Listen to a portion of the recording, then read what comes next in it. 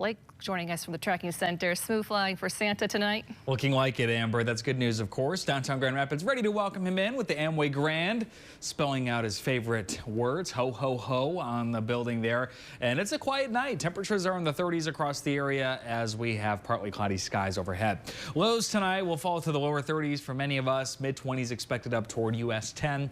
But this is warmer than where we started this morning. Storm Track Live tonight has just a few sprinkles across parts of Allegan, Kalamazoo, Barry counties. These are light, they're fast moving, and by the time we get to sunrise, in fact, well before that, we're expecting things to be dry. In fact, Futurecast has that rain moving east, leaving us with perhaps a few peaks of sunshine in the morning, especially over toward US 127 and the Detroit area.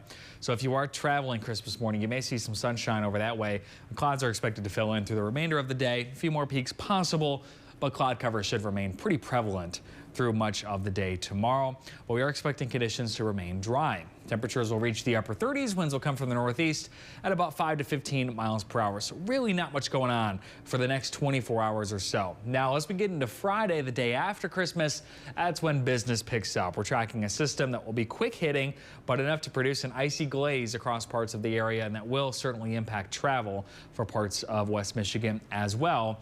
Temperatures will eventually reach the mid-30s, but for some, we'll start the day off below freezing. That's what's going to set the stage for this freezing rain setup. So you can see as we get towards sunrise Friday, that's when we start to see this freezing rain. Anywhere you see the pink, mainly east of a line from about Grand Rapids to Kalamazoo. That includes the Detroit area and Lansing over toward Jackson as well.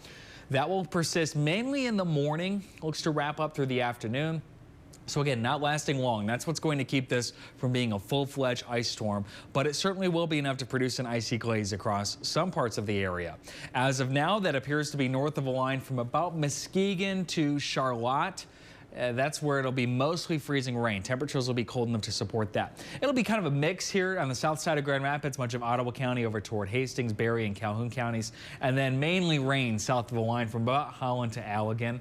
Just a good idea if you do have travel plans Friday to keep close tabs on the forecast. We'll have meteorologist Scott Larson in tomorrow night to keep close tabs as we approach. Icy surfaces looking likely in the areas that see freezing rain. Icy main roads definitely likely as well at times. Good news is the power outage and down tree threat appears on the low side.